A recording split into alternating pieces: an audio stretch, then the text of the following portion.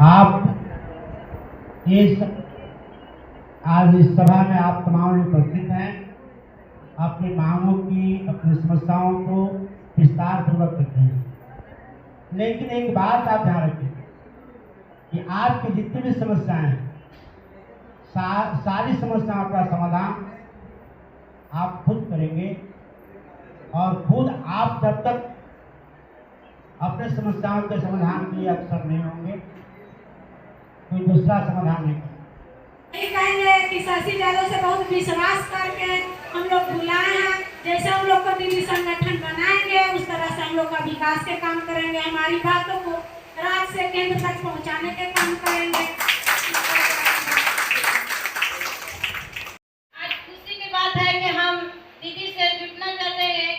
आज हमारे बीच में बहुत सेविका के साथ जो होता है अत्याचार हम लोग के साथ होता है।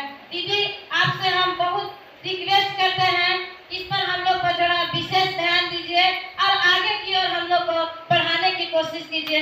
आज बहुत उम्मीद लेकर मैं आई हूँ, आपके साथ लड़ने के लिए हर तरह से दीदी मैं तैयार हूँ। मैं इतना कहते अपनी बातों के विराम देती हूँ। चलिए बहुत मैंने कह दिया है लोगों से, इस सेविकाओं के हित के लिए कोई भी कोताही बर्दाश्त नहीं की जाएगी।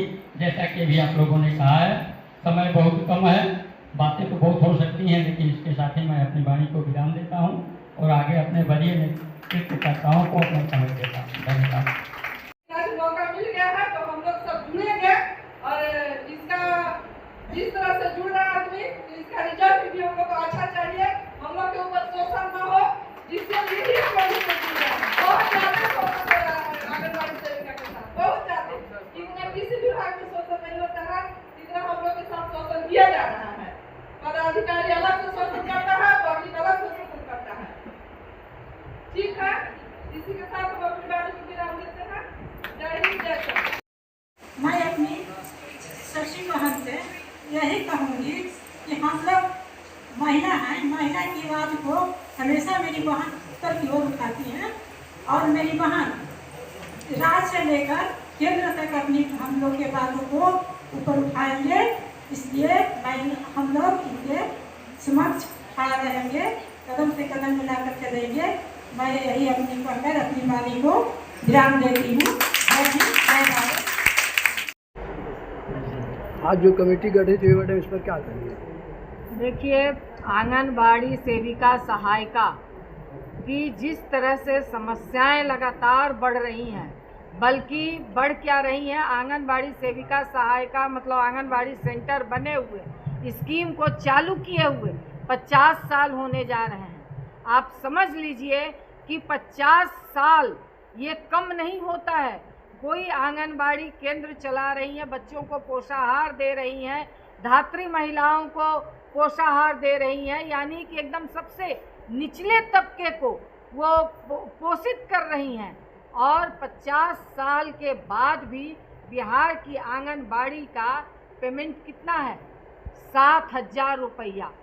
ये 7,000 रुपया में कोई महिला अपना परिवार कैसे चलाएगी?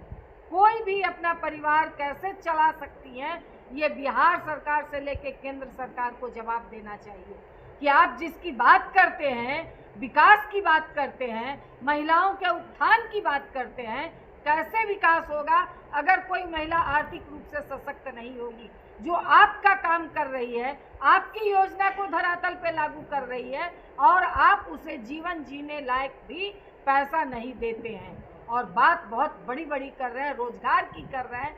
नीतीश कुमार जी ने कहा था कि जो 6,000 से कम पैसा जिसको मिलता है महीना में, वैसे 94 लाख लोगों की सर्वे हुई है, उसको हम 2-2 लाख रुपया रोजगार के लिए देंगे।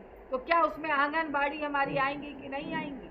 जो 7,000 रुपया भी मुश्किल से उनको मिलता है। तो ये सारी जो आपने आर्थिक सर्वे कराया है, जिसमें कि आंगनबाड़ी सबसे, जिसका 50 साल हो गया, आज भी वो कमज़ोर हैं, तो हम लोग इस बात के लिए यहाँ मीटिंग बैठक कर रहे हैं कि केंद्र में जो आज 10 वर्षों में केंद्र सरकार ने सही से 1 रुपया भी आंगनबाड़ी सेंटर को नहीं बढ़ाया, आंगनबाड़ी सेविका सहायिका को नहीं बढ़ाया, तो इस मांग के लिए कि केंद्र सरकार ने और नीतीश कुमार भी बिहार, जबकि इतने लंबे हड़ताल चले थे, उसमें आपने मात्र 1050 रुपया बढ़ाया। ये आपने भीख दिया है। इसलिए इस बार जो आने वाला 25 का चुनाव है, हमारी महिलाएं, हमारी बहनें मजबूती के साथ तैयारी कर रही हैं कि आने वाले समय में ऐसी सरकार को जो तानाशाह है, जो घमंडी है, जो स्कीम वर्कर की बातों को नहीं सुनती, आंगनबाड़ी सेविका सहायिका बहनों की बातों को नहीं सुनती, तो उस सरकार को आने वाले समय में सबक सिखाने का काम करेंगे। इस बात के लिए आज यहाँ बैठक और मीटिंग। आज नई कमेटी गठन हुई है मैडम, आप बिल्कुल अपने नई सेविका कमेटी बनेगी। सहायिका बहनों को क्या करेंगे?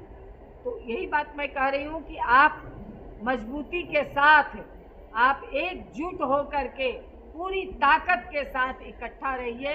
जो नई कमेटी बनेगी, वो नई कमेटी एक पूरी, उनके कंधे पे बहुत बड़ी जिम्मेवारी है।